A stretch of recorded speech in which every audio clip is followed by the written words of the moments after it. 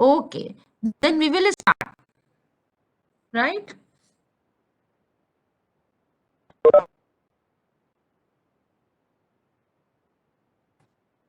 Last, good afternoon, everyone. So for the last two turns, I'm talking about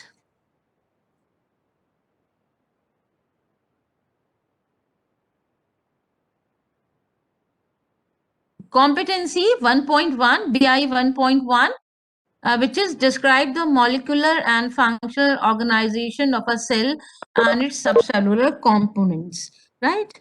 So today we will finish this competency, and today we'll start with cell organelles.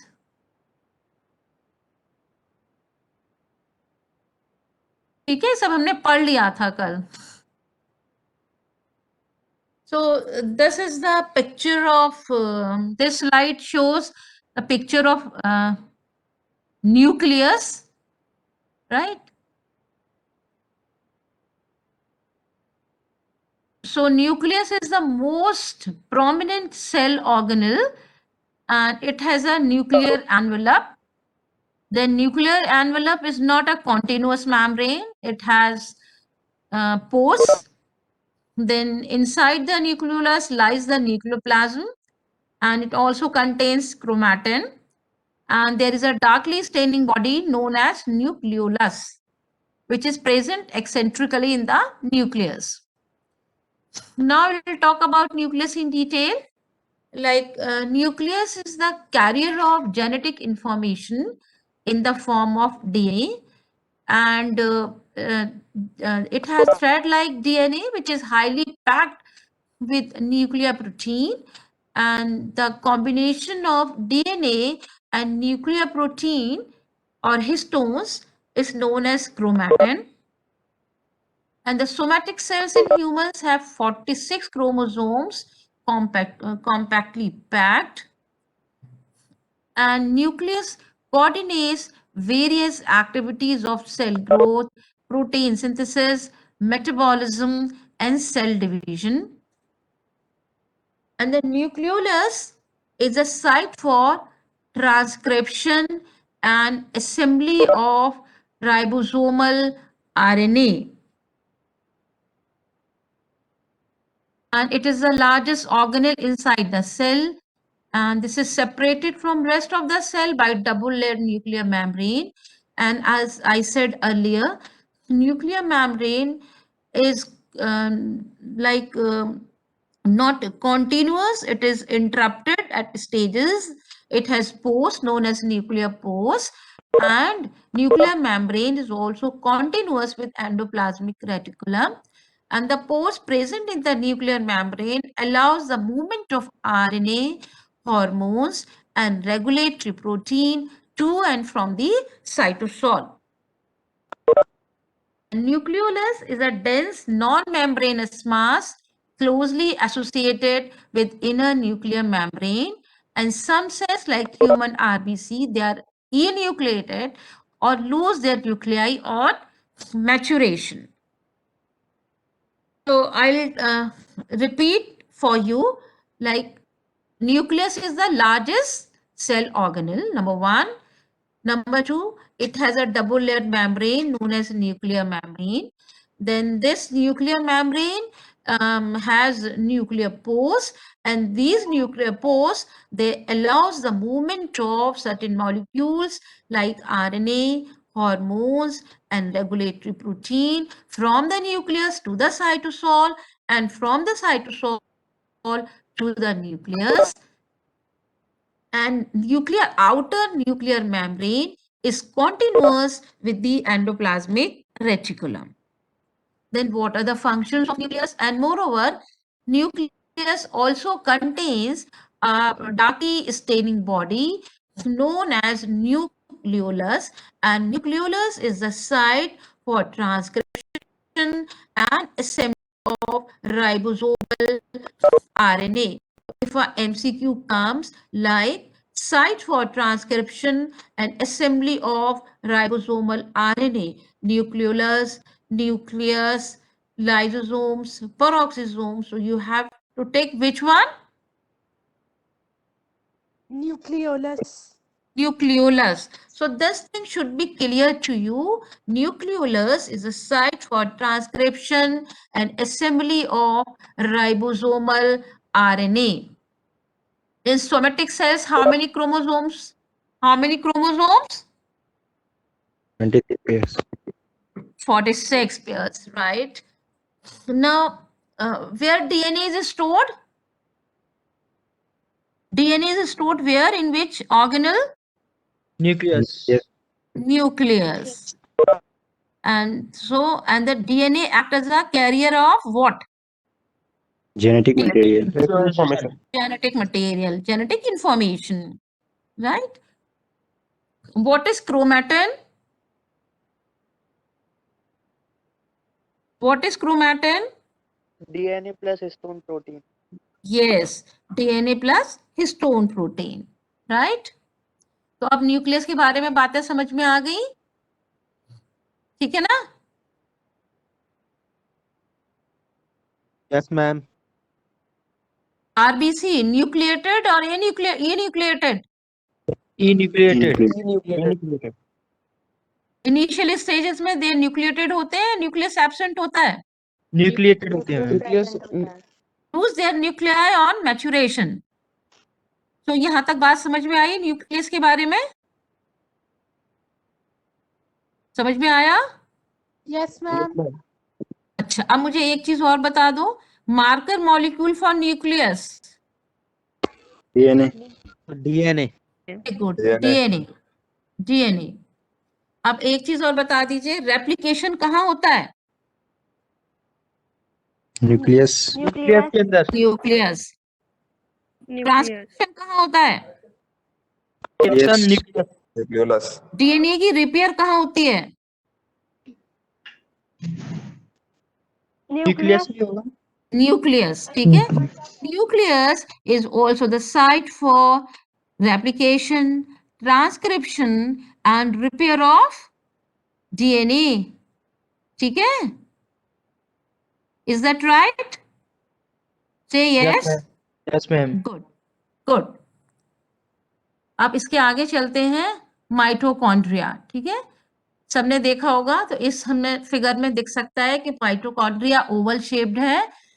Inner membrane, it is bounded by a double layered membrane known as inner membrane and outer membrane, and the space between the two membrane is known as intermembrane space, and the space which is enclosed by a inner nuclear membrane is known as matrix space, and the inner mitochondrial membrane is thrown into folds known as cristae.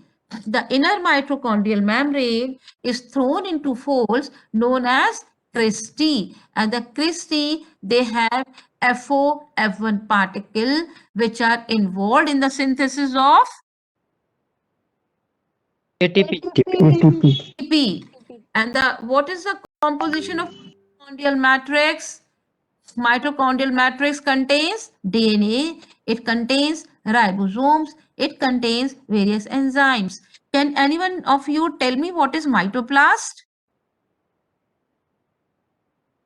What is mitoplast? Please come up. Mitoplast. Mitochondria without the outer membrane. Good. So mitochondria without the outer membrane is known as mitoplast. So mitochondria, they are round or oval in shape. They are nicknamed as powerhouse of the cell. Mammalian cell contains approximately about 800 to 2500 of mitochondria, and the number per cell is constant or it varies? Varies. Varies. Good. RBC, do they have mitochondria? No. No, ma'am. So RBC do not have mitochondria, RBC do not have nucleus. Liver and muscle cells contains hundreds and thousands of mitochondria. ठीक है?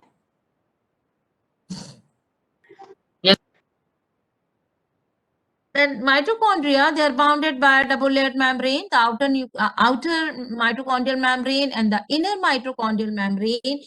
And it has two spaces, intermembrane space and a matrix space.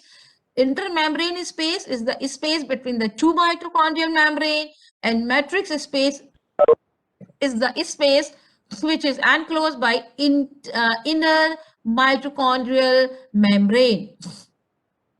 Christy, they are there is some spelling mistake, CRIS, आप Y मत लिखिएगा, CRISTAE, Christy. What are Christy? They are invagination from inner mitochondrial membrane. They are finger-like projection. They increase the surface area. So what is the advantage of increasing the surface area? Any one of you please tell me. भाई क्यों surface area बढ़ाया? कमी Ma'am, more space so for that enzymes. yes, so that more and more of ATP can be synthesized, है ना? ज्यादा enzyme होंगी FOF1 party का ज्यादा ATP का सिंथेसिस होगा, ठीक है ना? Say yes. Yes, ma'am. Yes. Yes, ma'am. Yes, ma'am. Good. Mitochondrial matrix space or mitochondrial matrix is the space enclosed by inner mitochondrial membrane, and matrix has enzymes, it has ribosomes, it has transfer RNA, it has mitochondrial DNA. ठीक है? Now, few words about outer mitochondrial membrane. Outer mitochondrial membrane is rich in lipids. It is composed of phospholipid and cholesterol. Outer mitochondrial membrane is freely permeable to smaller molecules, and this permeability is due to presence of what? Any one of you please tell me why outer mitochondrial membrane is free? Protein. Huh? Because of shabash. Porins सही protein. Porin protein, porins. What are porins? They are transmembrane protein and they act as, fill up the blank, channel, Channel. right. Then outer mitochondrial membrane is continuous with endoplasmic reticulum, and this transfer lipid between ER and mitochondria. So outer mitochondrial membrane is continuous with Endoplasmic reticulum. endoplasmic reticulum for transfer of lipid between ER and mitochondria.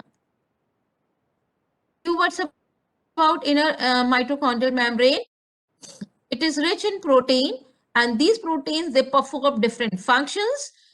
Like outer mitochondrial membrane was freely permeable, but inner mitochondrial membrane is not freely permeable. Why not permeable freely? As porins are absent. Same. And it is a principal site of oxidative pathways, like and the matrix of mitochondria is a principal site of oxidative pathways like TCA cycle and beta oxidation. और क्या क्या होता है mitochondria के अंदर matrix में? भाई functions बताइए माइटोकॉन्ड्रिया के. What are the functions of mitochondria? Can anyone see this slide? The formation of ATP. नहीं, शुरू से बताओ, यहां से पॉइंट नंबर 3 से. देखो इनर माइटोकॉन्ड्रिया के लिए हमने दो बातें बताई. पहली बात बताई कि it is a rich in protein and these proteins they perform different functions. दूसरी बात बताई कि inner mitochondrial membrane is not freely permeable. Why it is not freely permeable? As porins are absent. Now you tell me the functions of mitochondria. Read out, please. Any one of you read out point number 2, the 3, 4, 5, 6, and 7. Any one of you?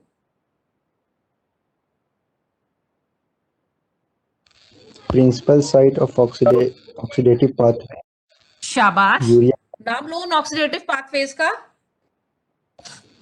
नाम लो. TCA oxidation. Tricarboxylated cycle and Beta oxidation. oxidation. Good. उसके बाद Urea cycle synthesis pathway partly हाँ सुनो रुक जाओ, ये urea cycle और heme synthesis पूरी की पूरी नहीं होती है माइटोकॉन्ड्रिया में, कितने होती है? आधी, ठीक है। सो यूरिया साइकिल और some reactions of urea cycle and heme synthesis takes place in the mitochondrial matrix. Clear? Clear? Yes, ma'am. Yes, ma'am. अब आगे बढ़ो, पढ़ो आगे, फिर आगे क्या लिखा है? Generate large amount of energy in the form of ATP. हाँ, और कीटोजेनेसिस भी तो होती है माइटोकॉन्ड्रियल मैट्रिक्स में, है ना, सिंथेसिस ऑफ कीटोन बॉडीज। चलिए, it generates large amount of energy in the form of ATP. ATP. आगे पढ़ो फिर। Apoptosis means हाँ, programs. सेल डेथ, ये भी माइटोकॉन्ड्रिया का काम है। Then hormonal signalling. ठीक, तो अगर आपको कोई आता है एक सवाल छोटा सा, endless functions of mitochondria, क्या क्या लिखेंगे? Principal site of oxidative pathways like TC cycle and beta oxidation. Some reactions of urea cycle and Hip synthesis takes place in the mitochondrial matrix. Then ketogenesis also takes place in the mitochondrial matrix. Then it is associated with generation of large amount of energy in the form of ATP. Then it is also associated with apoptosis, like that is program cell death and hormonal signaling. Clear? यहाँ पे TCS cycle पे mitochondrial membrane अंदर लिखा हुआ है। नहीं, mitochondrial membrane तो मैंने खत्म कर दी है। मैंने ये तो बताया था कि इनर माइटोकॉन्ड्रियल मेम्ब्रेन के जो दो काम थे, rich in protein, these protein they perform different functions, not freely permeable as porins are absent. अब ये जो है हमारे पॉइंट नंबर 3, 4, 5, 6, 7, ये माइटोकॉन्ड्रिया के फंक्शंस हैं। और अगर आप इनर की बात करते हैं तो इनर माइटोकॉन्ड्रियल मेम्ब्रेन पे जनरेशन ऑफ एटीपी होता है, ठीक है ना, electron transport chain. Yes ma'am, yes ma'am, clear? Yes ma'am, thank you. अब थोड़ी सी इंपॉर्टेंट बातें ये सीख लो। Mitochondrial enzymes of liver cell detoxify ammonia. तो आप ये मत लिख देना डिटॉक्सिफिकेशन ऑफ अमोनिया, पूरा लिखोगे तो ये लिखना mitochondrial enzymes of liver cell detoxify ammonia. Then mitochondria has a unique genome. कल बताया था कि ये सर्कुलर होता है और भाई इसका जेनेटिक कोड भी डिफरेंट होता है ना, इसकी इतनी जरूरत नहीं है, बस ये याद रखो। Mitochondria has a unique genome. Mutations in mitochondrial genome leads to mitochondrial genetic diseases or mitochondrial defects. And mitochondrial diseases, they are maternally inherited. Can anyone give me the reason why the mitochondrial defects are inherited maternally or they are maternally inherited? Can any one of you? Because ovum receive शाबाश।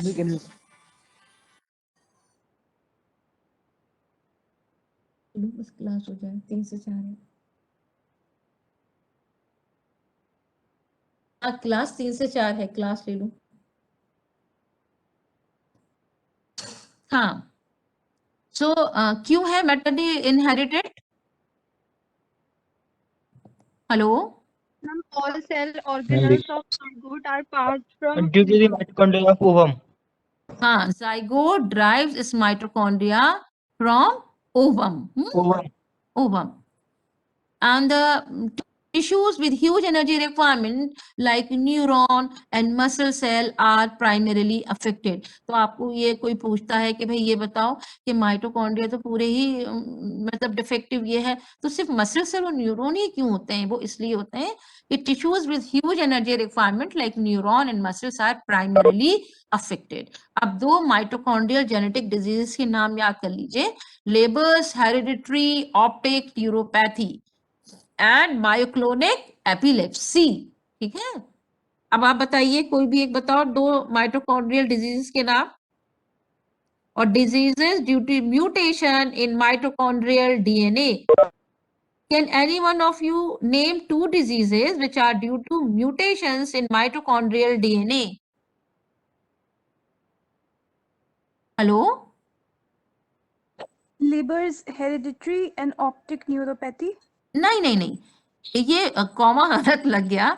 Labours, hereditary optic neuropathy ये एक बीमारी है, and myoclonic epilepsy ये एक बीमारी। अब दोबारा से बताओ, जल्दी से पढ़ो इसको। Leber's Can hereditary anyone of you name 2 diseases which are due to mutations in mitochondrial DNA? Please name them. Leber's hereditary optic neuropathy and myoclonic epilepsy.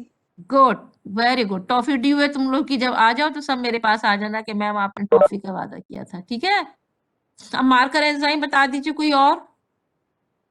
ATP synthase. ये किसने बताया? जिस बच्ची ने पहले आंसर किया था, ये नई बच्ची। हेलो, वो शिफा ने आंसर किया था मैम। Good good. और आप कौन है? अमरीन तैयब। अमरीन तैयब। और मैं कौन हूँ अमरीन? शगुफ्ता मैम। गुड, चलो नाम याद है ना? Yes ma'am. गुड। अब बता दोगे ना मार्कर एंजाइम, बता दोगे? बता दोगे ना? Yes, ma'am. ये बता दोगे 2 बीमारी के नाम जो म्यूटेशन इन माइटोकॉन्ड्रियल डीएनए से होती हैं? हाँ या ना? यस तो मैम। बता दोगे ना? ये बता दोगे कि न्यूरॉन और मसल से क्यों अफेक्ट होते हैं और चीजें क्यों नहीं होती? बता देंगे ना? Yes, ma'am. बता देंगे। हाँ ठीक है, चलो है ना, अब आगे बढ़ते हैं। ये किसकी शक्ल है? किसकी शक्ल है? Endoplasmic Reticulum. Good. So what is ER? It is a network of membranous tubules within the cytoplasm. ER membrane are continuous with, बताओ, मैंने छोड़ दिया ये आधा। Nuclear membrane. Nuclear membrane. Nuclear membrane. Good, इसीलिए छोड़ दिया था ये। ER is of 2 types, rough and smooth. Rough endoplasmic reticulum क्या होता है? Cytosolic phase studded with ribosome, and it is a site of protein synthesis. Then it synthesizes secretory proteins, mostly glycoprotein, packed into transport vesicle, which move along the cytoskeleton towards their final destination. And rough endoplasmic reticulum is prominent in cells such as hepatocytes. तो इस slide पर आपको 2 बातें याद रखनी है। पहली बात ये याद रखनी है कि रफ एंडोप्लाज्मिक रेटिकुलम क्या होता है? Is a endoplasmic reticulum which is studded with ribosome on its outer face, ठीक है। फिर इसका काम क्या होता है? Site of protein synthesis. और कौन से प्रोटीन सिंथेसाइज करता है? सिक्रीटरी प्रोटीन, मोस्टली ग्लाइकोप्रोटीन, जो सिंथेसिस के बाद पैक्ड हो जाते हैं ट्रांसपोर्ट वेसिकल में और वो साइटोस्केलेटन के जरिए अपने फाइनल डेस्टिनेशन पे पहुंच जाती हैं। तो अब जल्दी से मुझे बताओ कोई भी रफ एंडोप्लाज्मिक रेटिकुलम, काम और उसकी शक्ल, काम और शक्ल, जल्दी। हेलो, जल्दी बताइए भाई। Amreen, yes ma'am. Ma'am, function is formation of glycoprotein. एक बताओ, एक बताओ और अच्छे से बताओ, आवाज थोड़ा बोल, जोर से बोल के बताओ। हाँ, rough endoplasmic reticulum. Ma'am, function is secretion. नहीं, फंक्शन से पहले शक्ल बताओ। It is studded. Ma'am, various shaped tubules, vesicles. हाँ नहीं, इससे पहले बस 2 बातें बता दो बेटा कि रफ एंडोप्लाज्मिक रेटिकुलम जो है उसके ऊपर राइबोसोम्स चिपके होते हैं आउटर फेस पे, तो it is studded with ribosome on its outer face, ठीक है। काम क्या होता है? प्रोटीन सिंथेसिस होता है। कौन से प्रोटीन होते हैं? सिक्रीटरी प्रोटीन होते हैं, मोस्टली ग्लाइकोप्रोटीन। फिर उनको वो ट्रांसपोर्ट वेसिकल में पैक कर देता है, which move along the cytoskeleton towards their final destination and is prominent in cells such as hepatocytes, ठीक है ना? ठीक है, yes Yes, ma'am. ma'am. Good. Smooth in endoplasmic reticulum, उस पे हमने बात कही थी कि भाई इसके उस पर चिपके होते हैं। और smooth endoplasmic reticulum is devoid of dash dash dash Ribosome. Ribosome. Ribosome, ठीक। जो रफ एंडोप्लाज्मिक रेटिकुलम था वो उसका काम क्या था? Synthesis of protein. कौन से protein? Secretary protein, mostly glycoprotein, जो वेसिकल्स में पैक हो गए थे, फिर साइटोस्केलेटन के जरिए अपने फाइनल डेस्टिनेशन पे चले गए थे। स्मूथ का काम क्या है? जल्दी बताओ। पढ़ो भाई पढ़ो, मैं नहीं पढ़ूंगी, तुम ही पढ़ोगे। Hello, from boys side. Lipid synthesis. Lipid synthesis, good. Next.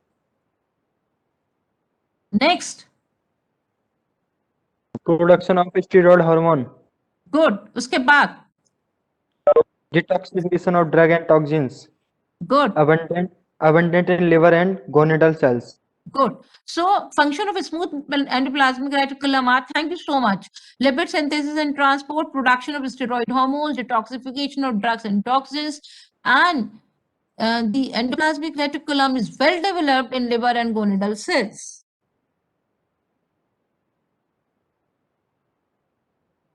And this slide shows the picture of Golgi apparatus. यहाँ आप देख रहे हैं. अब कोई भी मुझे please any one of you इस स्लाइड को देख के ये बताओ कि गोल्जी की शक्ल कैसी होती है. Sac like structure में. Very good. Sac like structure है. Flattened sacs. और बताओ कंपार्टमेंट कितने होते हैं? Cis face, trans face and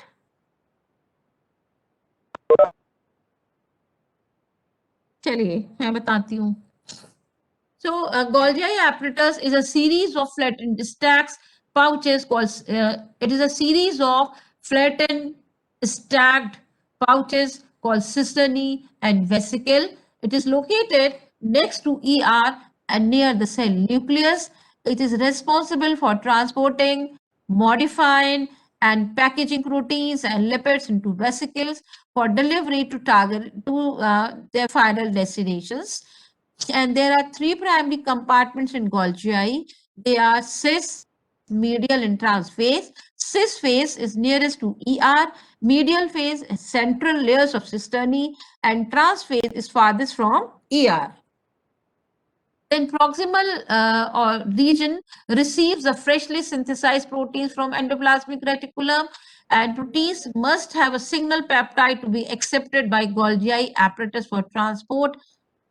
Medial compartment is associated with medial part is associated with post-translational modification of proteins like addition of fatty acids to form lipidated proteins or phosphate group to form phosphoproteins or oligosaccharides to form oligoproteins.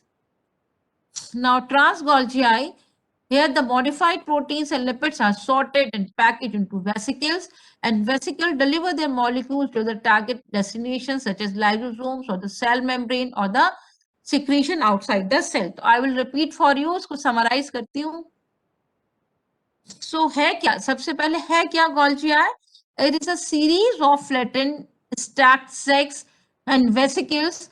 Sacs are known as cisternae and vesicles. So what is it? It is a series of flattened stacked sacs known as cisternae and vesicles. It is located next to ER, endoplasmic reticulum, near the nucleus, and it is responsible for transporting, modifying, and packaging proteins and lipids into vesicles for delivery to their final destination. How many compartments of Golgi? 3. How many compartments? 3. Three compartments. What are they? Medial and Cis? trans. Cis compartments, medial Medial compartment, trans. हाँ हाँ. सिस किसके बराबर होता है? किसके पास होता है सिस? ER, है ना? और trans compartment Farthest from is the ER. Farthest ER. ER. और मीडियल बीच में होता है, जाहिर है. अब इन तीनों कंपार्टमेंट के काम एक जैसे होते हैं या अलग अलग? अलग अलग अलग. शाबाश, अलग अलग. अब हम ये पढ़ेंगे कि वो अलग काम क्या क्या है. सिस क्या करता है, मीडियल क्या करता है, ट्रांस क्या करता है. तो सिस क्या करता है? जो एंडोप्लाज्मिक रेटिकुलम में प्रोटीन सिंथेसाइज हुए उनको रिसीव करता है। Is that clear? Is that clear? Yes, ma'am. Yes. So freshly synthesized protein or the protein which are synthesized in endoplasmic reticulum are received by proximal region. ठीक? Medial का क्या काम करता है? Medial compartment post translational modification of proteins. वो post translational modification क्या है? Addition of fatty acid to protein और addition of phosphate group to protein और addition of oligosaccharide to change to protein. ठीक? अब ट्रांस क्या करता है? ट्रांस ये करता है कि जो मॉडिफाइड प्रोटीन्स थे उनको सॉर्ट करता है। सॉर्ट मींस छांटना। जैसे खत आते हैं ना, डाक छाटी जाती है कि भाई ये खत यहाँ जाएगा, ये खत यहाँ। इसी तरह यहाँ पे प्रोटीन छाटे जाते हैं कि कौन सा प्रोटीन कहाँ जाएगा और उनको पैक किया जाता है इनटू वेसिकल्स। जब एक बार ये छट गए और ये पैक हो गए, फिर vesicles deliver the molecules to their final destinations such as lysosomes or cell membrane or secretion outside the cells.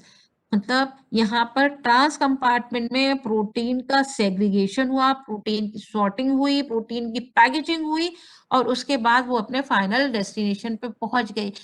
खत अपने डेस्टिनेशन पे कैसे पहुंचता है? हेलो,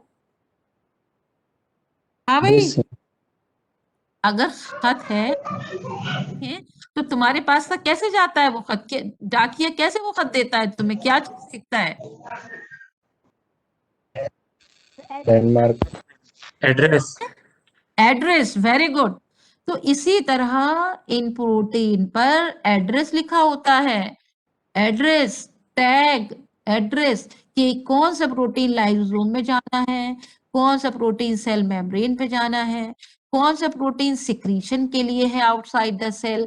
तो उन टैग की बेसिस पर ट्रांस पार्ट में इनका सॉर्टिंग हो जाती है, इनकी पैकेजिंग हो जाती है, फिर इन्हीं टैग को देखते हुए वो अपने फाइनल डेस्टिनेशन पर चले जाते हैं। ठीक है, समझ में आ गया? अगर कोई ना आए तो बोलो भाई, कोई भी आवाज उठाओ अपनी कि मैम हमें नहीं आया।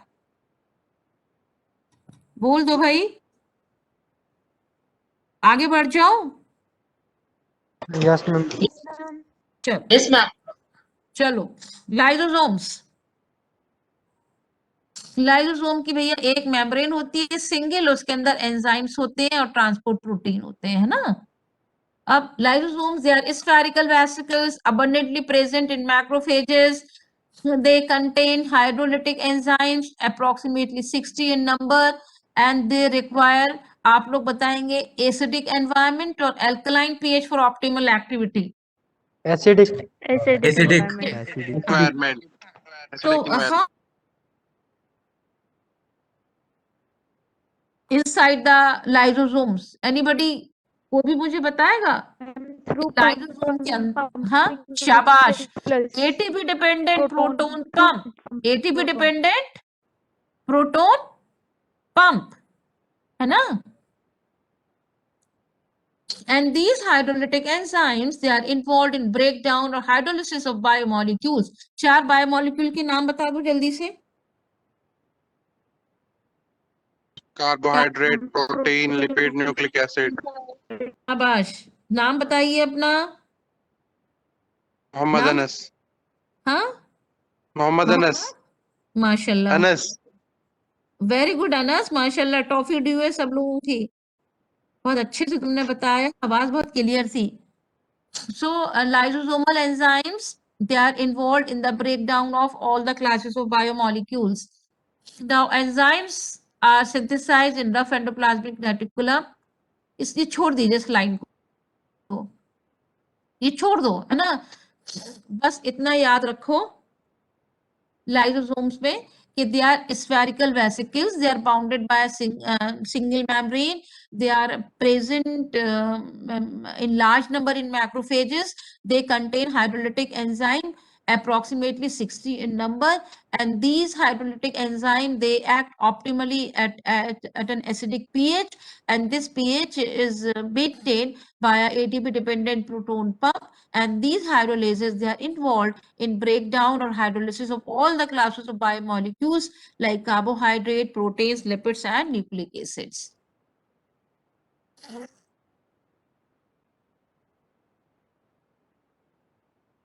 ठीक है, पढ़ दूं ये, चलो ये देखिए, and the enzymes that are present in the lysosome, they are phosphatases, proteases, nucleases, polysaccharide hydrolyzing enzymes, lipid degrading enzymes, and they break down bacteria and other, they also contain enzymes that break down bacteria and other microorganisms. They are so because of all this, they are called they are known as waste disposal unit of the cells. And lysosomes fuse with other organelle and digest cellular debris. This process is known as, fill up the blank. Autophagy. Autophagy. Autophagy, ठीक है ना?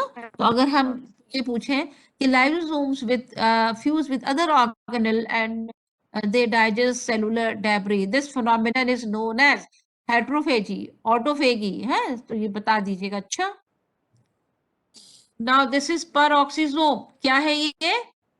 Peroxisome. Again, lysosome is bounded by a single layer membrane or double layered membrane. Lysosome, Single layer membrane. double Single layer. layer. Single layer. Peroxisome, single layer or double layer? Single layer. Single layer. Lysosome shape, spherical, oval, triangular, rectangular, hexagonal, pentagonal, क्या है? Lysosome spherical. Peroxisome, peroxisome Spherical. spherical, है ना? चलो. The peroxisome, they are membrane-bound organelle found in cytoplasm. They play a key role in lipid metabolism, like beta oxidation of long-chain fatty acid to medium-chain fatty acid, which are shifted to mitochondria for beta. Or peroxisomes, they are spherical in structure. They are bounded by a single membrane, and they play a key role in lipid metabolism. और lipid metabolism भी किसका? Short chain, medium chain और long chain? Long chain. फिर होता क्या है कि in the peroxisome beta oxidation of long chain fatty acid takes place till they to a stage till they become medium chain, and then these medium chain fatty acids are shifted to mitochondria for beta oxidation. तो ऐसा नहीं है कि अगर कोई एक long chain fatty acid है उसका पूरा ऑक्सीडेशन लास्ट तक पेरोक्सिसोम पे होगा, नहीं. लॉन्ग चेन है तो बीटा ऑक्सीडेशन होगा, लेकिन उस स्टेज तक होगा, मीडियम चेन वो हो जाए, फिर उसके बाद वो मीडियम चेन कहाँ चला जाएगा? माइटोकॉन्ड्रिया, है ना? और फाइनली उसका मेटाबॉलिज्म हो जाएगा. तो एंड प्रोडक्ट क्या होता है बीटा ऑक्सीडेशन का? Who will tell me the end product of beta oxidation? Acetyl coenzyme A. तो अगर इवन चेन है तो एसिटाइल कोए के 2 मॉलिक्यूल बनते हैं, और अगर ऑड चेन है तो एक एसिटाइल कोए और दूसरा प्रोपियोनिल कोएंजाइम ए. लेकिन बस इस सिस्टम में हमें इतना याद रखना है कि पेरोक्सिसोम्स जो होते हैं वो स्फेरिकल होते हैं. They are bounded by a single membrane. इनका मेन काम होता है लिपिड मेटाबॉलिज्म. लिपिड मेटाबॉलिज्म में भी क्या? Beta oxidation of long chain fatty acids till they become medium chain this thing, and then the medium chain fatty acids are shifted to mitochondria for beta oxidation, and they are also involved in the metabolism of branch chain fatty acid.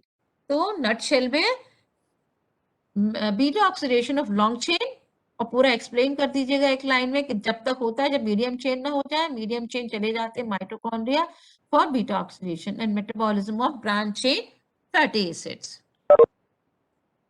अब ये चीज important है, इसको गौर से देखिएगा इस slide को. So oxidase, they have the 2 enzymes, oxidase and catalase. ठीक, कौन से 2 एंजाइम और होती है इसके अंदर? Oxidase and catalase, catalase. Good. Oxidase का क्या काम होता है?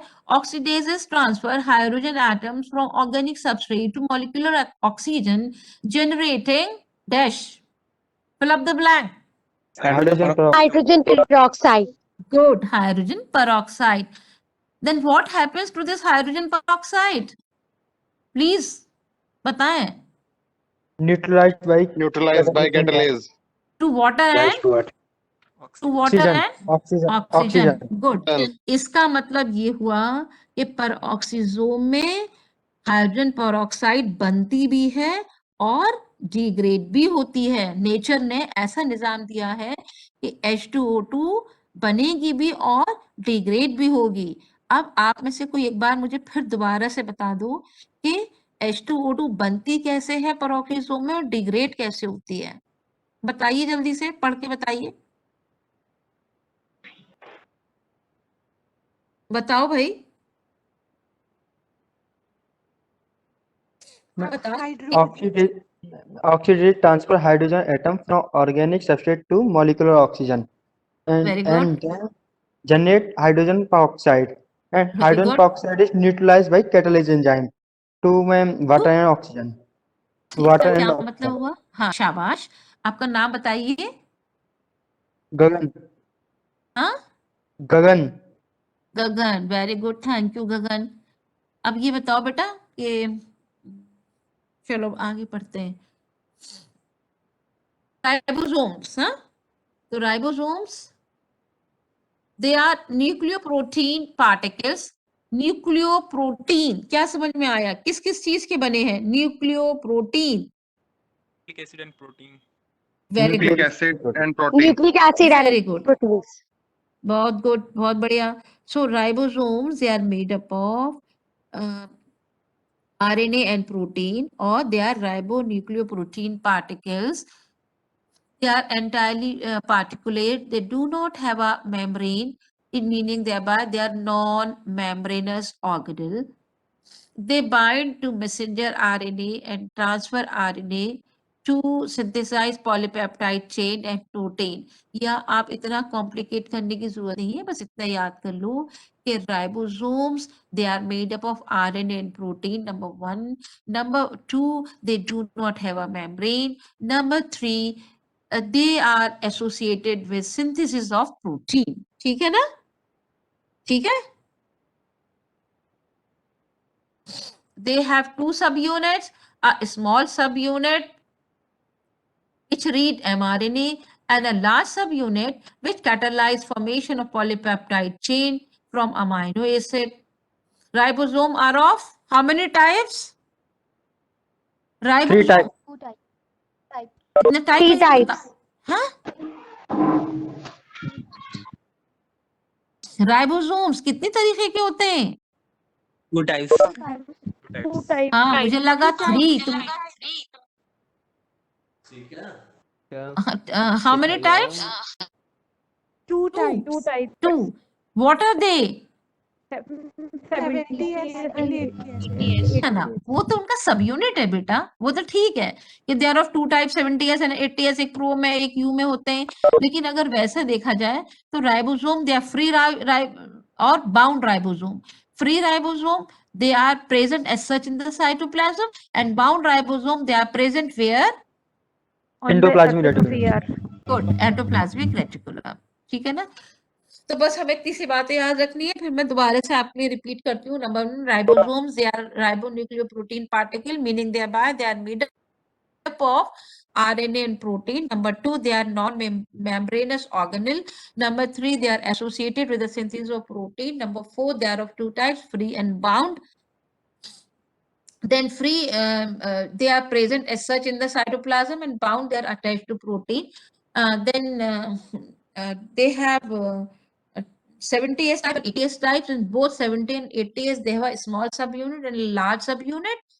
A small subunit read mRNA, and the large subunit catalyze formation of polypeptide chain from amino acids. याद रहेगा इतना? हाँ? हेलो? Yes, ma'am. ठीक है.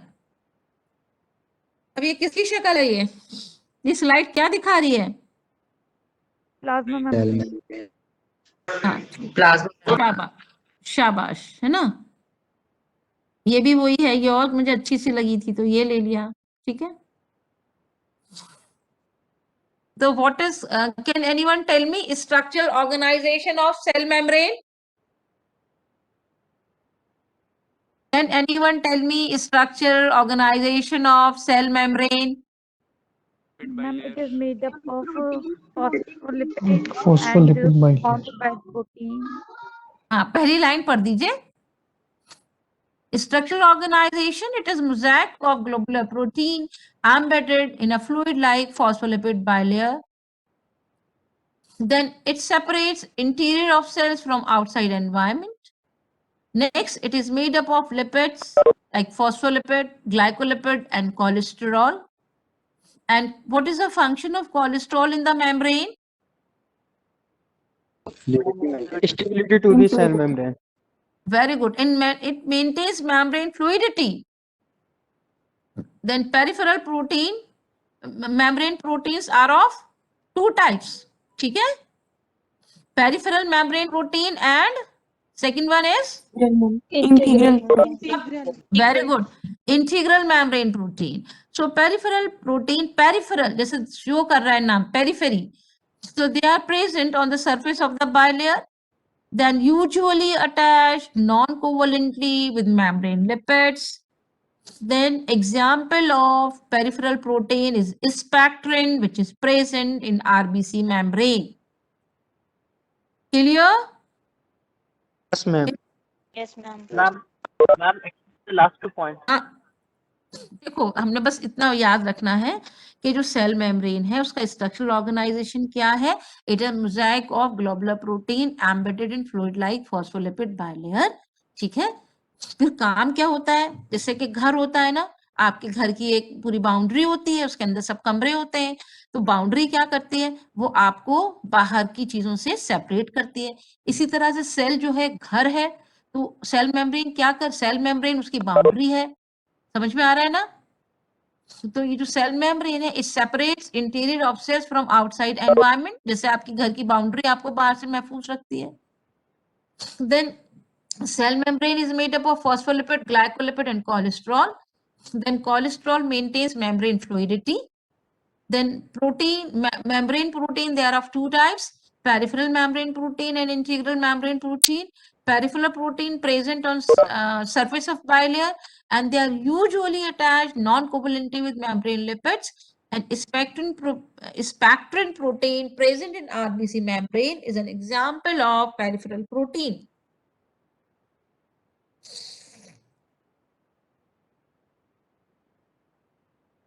Then integral membrane protein deeply embedded in bilayer, and they are attached to membrane by hydrophobic interactions.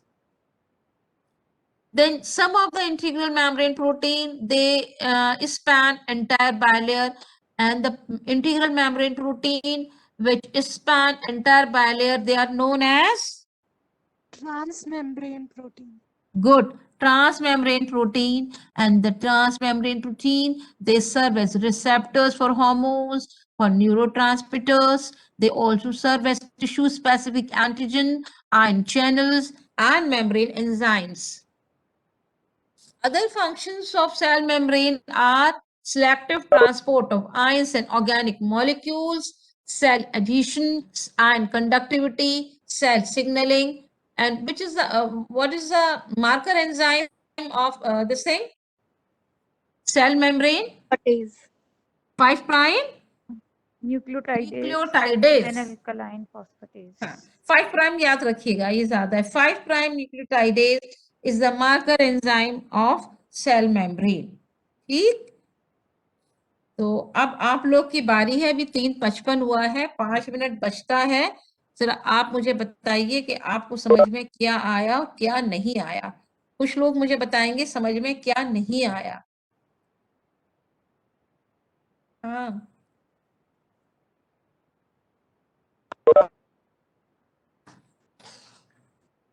सवाल कैसे आ सकता है तुम्हारा? हाँ, ये तुम्हारा जो सेल है ये पेपर 2 में है. ठीक, समझ में आ रहा है ना? इसमें है ये कॉम्पिटेंसी पेपर 2, पेपर 2। अब इसमें बहुत सारे सवाल बन सकते हैं, बहुत सारे एमसीक्यूज बनते हैं। एक सवाल तो यही आ जाएगा कि enumerate different cell organelles and enlist their function। तो मैं आपको पढ़ के बता देती हूँ। जैसे अगर ये सवाल आता है enumerate cell organelles, तो आप लिखेंगे nucleus, endoplasmic reticulum, ribosome, Golgi, mitochondria, lysosome, peroxisome. अब अगर आता है एनलिस्ट देयर फंक्शन, तो क्या लिखोगे? न्यूक्लियस। उसके आगे क्या? एनलिस्ट। एनलिस्ट का मतलब होता है एक line. Nucleus contains chromatin composed of DNA and proteins.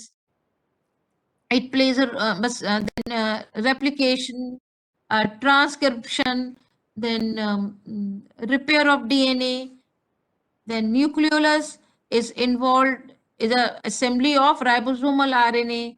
Then endoplasmic reticulum, rough and site of biosynthesis of several biomolecules. Then ribosome protein synthesis. ठीक है, एक एक लाइन में मेन फंक्शंस लिख दीजिएगा। ठीक है, या एक आ सकता है छोटा सा सवाल, enumerate cell organelle and along with their marker enzyme और marker molecule लिख देंगे। हेलो हेलो, कोई बोलिए भाई। Yes, ma'am. Ma'am, नहीं, enlist में हेलो, अगर हम आपको ये, हाँ पहले मेरी बात सुनिए। अगर हम आपको ये कहते हैं कि enumerate cell organelles along with their marker enzyme और marker molecule, तो क्या आप बता पाएंगे इस सवाल का जवाब? हाँ या ना? यस मैम बता देंगे। शाबाश। अगर मैं आपसे ये पूछूं कि enlist function of different cell organelle, तो क्या मतलब समझ में आया? कि बस एक लाइन पूरी मतलब पूरी कहानी नहीं लिखनी है कि ये राउंड होता है, ये होता है, ये नंबर होता है, नहीं। मैंने कह रही हूँ एनलिस्ट। एनलिस्ट का मतलब होता है न्यूक्लियस। न्यूक्लियस के आगे आपने लिखा carrier of genetic storage of genetic information, then replication, then transcription, then repair of DNA, है ना? ठीक है, हाँ बोलो। तो एनलिस्ट कर फंक्शंस, एनलिस्ट कर देंगे। Yes ma'am. शाबाश। अब अगर मैं तुम्हें कहूं कि structural organisation of cell membrane, बता दोगे? Yes ma'am. अभी तो बताया था मैंने कि mosaic of lipid bilayer embedded in और mosaic of globular protein embedded in bilayer protein दो तरह के होते हैं, इंटीग्रल पेरिफेरल, और इंटीग्रल भी जो ट्रांसमेम्ब्रेन हो, और जो लिपिड हैं वो फॉस्फोलिपिड, ग्लाइकोलिपिड, कोलेस्ट्रॉल। ठीक है ना? तो यही तो हुआ structural organisation. Endless functions of cell membrane. हाँ बता देंगे? हाँ फैजान आ जाओ अंदर। हेलो भाई बोल दो। यस मैम बता दीजिए। हाँ आपको हंसी आ रही है, जब क्लास खत्म होने का टाइम है ना 4 बजे। Yes ma'am. हाँ खुशी हो रही है। अच्छा ये बताओ बेटा, ईमानदारी से जरा चेक करो पार्टिसिपेंट कितने बच्चे हैं, कितने चले गए? 119 हम 119। अरे शाबाश 119। अब बता, ये बताओ कौन जिम्मेदारी लेगा उन 30 बच्चों को ढूंढने की? कौन ढूंढेगा? जल्दी बताओ, बड़ी वाली डेयरी मिल्क दूंगी जो ढूंढ के लाएगा। हाँ भाई, मैम एनाटॉमी में 145 थे। कब देंगी मैम, कब? मैम कौन सा तुम आओगे, जैसे ही तुम आओगे फौरन एक दिन का मुझे टाइम देना, मैं खरीद लाऊंगी और तुम्हें दे दूंगी। लेकिन जिम्मेदारी लो कि कौन ढूंढ के बताएगा मुझे। बाद में फिर वो हमें ढूंढेंगे फिर। 119 हाँ जी, जल्दी बताओ, 2 लोग जिम्मेदारी लो, एक गर्ल साइड से एक बॉयज साइड से। कितने बच्चे मिसिंग थे आज? अरे भैया ये तो बता दो, अब कितने हैं ये देख के बताओ। 118. शाबाश। अब बेटा देखो है ना, तुम ईमानदारी से अपने ग्रुप पे ये पूछना कि मैडम ने तो भैया पूरी कॉम्पिटेंसी पढ़ा दी सेल की, और तुम लोग कहाँ थे? हमें सबको साथ लेके चलना है। जो लोग मतलब क्रोनिक एब्सेंटीज हैं, मतलब हम लोग को सबको हाथ पकड़ के ऊपर की तरफ खींचना है, किसी को नीचे नहीं जाने देना है। तो ये नहीं कि अरे भाई हम तो कर ही रहे हैं, हमसे क्या मतलब, कोई कर नहीं, ऐसा नहीं होना चाहिए। तो आप उन बच्चों को ढूंढ के लाओ, और इधर से जल्दी से बताओ एक नाम कौन जिम्मेदारी लेगा, लड़कों में से बताओ जल्दी से। हाँ अरे भाई बोलो, टाइम हो गया, देखो 1 मिनट ऊपर हो गया, जल्दी से छुट्टी कर दूंगी तुम्हारी। मैम मैं ये बता सकती हूँ कि कौन कौन है, नहीं बेटा तो कौन मैम जो कौन नहीं होंगे अच्छा वो आपको पता लग जाएंगे। अच्छा, ये सही है, मतलब बहुत अच्छा पॉजिटिव अप्रोच। ठीक है, मैं उनको फोन करूंगी, मैं उनको कॉल करूंगी कि भाई जरा आ जाए, इनविटेशन मिल रहा है उनको, है ना। तो बेटा तुम ऐसा करो, बेटा नाम क्या है? जुवेरिया इफ़त। अरे माशाल्लाह, जुवैरिया और यशवीन सब कुछ टॉफी चाहिए, इसका मतलब ये है।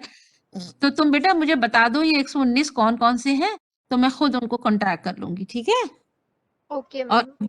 कि हमने सेल पढ़ लिया पूरा, और हम जो है अब आगे कुछ और पढ़ेंगे, तो मैं सारा पीपीटी डाल दूंगी और इसको अच्छा सा कर दूंगी, ठीक है। तो जो भी कोई ओके मैम। परेशानी तो पूछ लेना, लेकिन अच्छे से आप नोट्स बनाइए अपने इसके, क्योंकि हम पीपीटी को मैं कोशिश करती हूँ कि तुम्हारी समझने के लिए पूरे सेंटेंसेस लिखूं, लेकिन वो अच्छा नहीं लगता, लेकिन फिर भी मैंने कोशिश यही की। तो अब तुम ना अच्छे से इनका नोट्स बना लो, है ना। एसिटीज उतारने में मैम पीपीटी का आप जी कहाँ बेटा। अपलोड करेंगी? मैम पीपीटी कहाँ हाँ अपलोड करेंगी? में कि और कुछ ऐड करना है? क्या कह रहे हो तुम? देखो एक एक बोलो, हमारी तो बातें समझ में नहीं आती। मैं ऐड पूछ रहा हूँ कि कह रही थी, वो पहले वो कर दे। हाँ बोलो। मैम एज इट इज उतारने हैं क्या नोट्स में, कि ऐड करना नहीं है या बेटा फिर? एज इट इज कैसे, आप जैसे पूरे पूरे सेंटेंस की फॉर्म में, मतलब तुम अपनी समझ से लिखो ना, मैंने तुम्हें सब बहुत कुछ मैंने पढ़ा दिया, तो अब तुम एक रजिस्टर लेके अपने हिसाब से आप लिखिए इसको, इसी चीज को लिखिए, लेकिन एक समझ में आए तुम्हारे में, कायदे से लिखो, अंडरलाइन करो, हाईलाइट करो, और फिर जब आ जाओ तो मुझे दिखा रहा। बुक्स पढ़ने की जरूरत तो नहीं है? अब मैं ये कैसे कह दूंगी कि बुक्स पढ़ने की जरूरत नहीं है, लेकिन हाँ मैंने बहुत सारी किताबों से पढ़ा है ये। मैम थैंक मैम एक क्वेश्चन पूछना था। पूछो। मैम कौन सी बुक है जिसमें हमें समराइज और लिमिटेड और विजुअलाइज कॉन्टेक्स्ट मिल सकता है, एक रेवी बुक की तरह? उस बुक का नाम तो बता दें। मेरे हिसाब से तो ये सबसे बुक जो है यही है जो मैं तुम्हें पढ़ा रही हूँ, क्योंकि कई किताबों से ढूंढा है। तीनों किताबें एक बार पढ़ लो, है ना, तीनों किताबों से देख लो, ठीक। तो इंशाल्लाह फिर मैम मिलते हैं। अभी हमारे पास तीनों किताबें नहीं है, तो आप एक बुक का नाम बता दें, क्योंकि अभी परचेज करना है। बाद में हम लाइब्रेरी से एक्सेस कर सकते हैं, तो हम लोग डिसाइड कर लेंगे, लेकिन अभी बता दें। अभी तो बेटा मुझे तो तीनों किताबें बड़ी अच्छी लग रही हैं, ये दो दो तो खरीद लो, लिपिन कॉटन वसुदेवन। सीनियर्स कह रहे थे कि वो नोट्स काफी करिकुलम होते हैं। चेंज हुआ है, आज पेपर 1 है, मैं तुम्हें पेपर 1 डाल दूंगी, तो थोड़ा चीजें चेंज हुई हैं। चलो ठीक है ना, कुछ पूछना है? मैम ऑफलाइन कब बोलो। से जी बेटा। मैम पीपीटी आप मैम कहाँ अपलोड करेंगी? अब मैं तो तुम्हें फटाफट थोड़ा इसमें मैं और देख लूं करके मैं तुम्हें डाल दूंगी, बल्कि मैं तुम्हारा ऐसा करूंगी व्हाट्सएप पे डाल दूं। यस मैम वहाँ डाल यस दीजिए। मैम व्हाट्सएप व्हाट्सएप पे डाल दीजिए आप। ठीक है, हम व्हाट्सएप पे डाल देंगे, हमें 2 दिन का टाइम दीजिए आप।